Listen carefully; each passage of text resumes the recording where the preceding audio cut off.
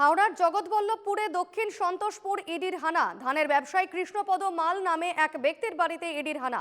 বাড়িসহ ব্যবসায়ীর গোডাউনেও চলছে তল্লাশি। কেন্দ্রীয় তদন্তকারী সংস্থা তল্লাশি চালানো হচ্ছে কেন্দ্রীয় তদন্তকারী সংস্থার তরফে। এবং ইডির হানা ঘিরে রীতিমতো এলাকায় এক চাঞ্চল্যকর ছবি। হাওড়া জগৎবল্লভপুরের দক্ষিণ সন্তোষপুরে ইডির হানা। আমাদের সঙ্গে এই মুহূর্তে লাইভে রয়েছেন প্রতিনিধি অর্পণ সিং। অর্পণ, কি ছবি সেখানে এই মুহূর্তে?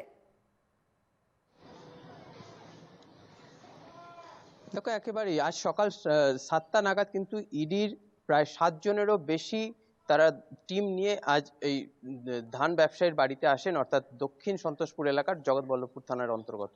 এবং সেখানেই সকাল থেকে এখনো পর্যন্ত তল্লাশি প্রক্রিয়া চালিয়ে যাচ্ছেন ইডির আধিকারিকরা। এবং স্থানীয় সূত্রে যেটা জানা যাচ্ছে, কৃষ্ণপদ মাল তিনি একজন ধান ব্যবসায়ী, দীর্ঘদিন ধরে তিনি এই ব্যবসার সঙ্গে যুক্ত ছিলেন।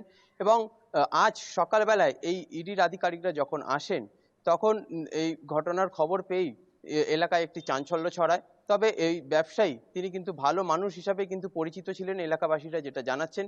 এবং এই ঘটনায় যেটা জানা যাচ্ছে যে এই ধান ব্যবসায়ী তিনি এর আগেও এই ধরনেরই ব্যবসায় তিনি যুক্ত ছিলেন। এবং এই ইডির আধিকারিকরা সকাল থেকে প্রায় এখনো পর্যন্ত তারা তল্লাশি প্রক্রিয়া চালিয়ে যাচ্ছেন। বাইরে কিন্তু কেন্দ্রীয় বাহিনী মোতায়েন করা হয়েছে। এবং এখন দেখার বিষয় ইডির আধিকারিকরা তারা এখান থেকে নতুন কি তথ্য তুলে আনতে পারেন।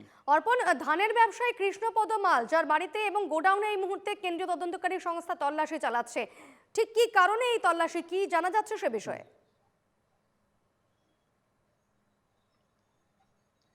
দেখো, এই কৃষ্ণপদ মাল তিনি দীর্ঘদিন ধরে ধানের ব্যবসার সঙ্গে যুক্ত ছিলেন। এবং কি কারণে সেটা এখনো পর্যন্ত কিন্তু স্পষ্ট না হলেও, এবং যেটা জানা যাচ্ছে কোনো বেআইনিভাবে তিনি কোনো কিছু, অর্থাৎ ধানের ব্যবসার সঙ্গে তিনি কিন্তু যুক্ত ছিলেন। এবং সেই মতোই আজ সকালবেলা ইডির আধিকারিকরা তারা আসেন এবং এখনো পর্যন্ত তল্লাশি প্রক্রিয়া চালিয়ে যাচ্ছেন। এবং অপর দিক থেকে এলাকার মানুষজন যেটা জানাচ্ছেন যে এই কৃষ্ণপদ মাল তিনি কিন্তু ভালো মানুষ হিসেবে পরিচিত ছিলেন। এবং তারপরেও এই ধরনের ঘটনায় তিনি কিভাবে যুক্ত হয়েছেন সেটা একদিকে যেভাবে প্রশ্ন উঠছে, সেই দিক থেকে আবার অপর দিক থেকে যে ইডির আধিকারিকরা তল্লাশি প্রক্রিয়া চালিয়ে যাচ্ছেন, বাইরে কিন্তু কেন্দ্রীয় বাহিনী মোতায়েন করা রয়েছে। এবং এই ব্যবসায়ীর বাড়িতে এবং গোডাউনে কোথায় তল্লাশি চালানো হচ্ছে, তার বাড়িতে নাকি তার গোডাউনে? দেখো, এই মুহূর্তে ইডির আধিকারিকরা যেহেতু 7 জনের বেশি দল তারা আসেন, এবং সেই মতোই আজ দুটি জায়গায় বিভক্ত হয়ে তারা কিন্তু তল্লাশি প্রক্রিয়া চালাচ্ছেন। এবং একদিকে যেভাবে তার বাড়িতে এবং অপর দিকে তার গোডাউনেও কিন্তু হানা দিয়েছেন।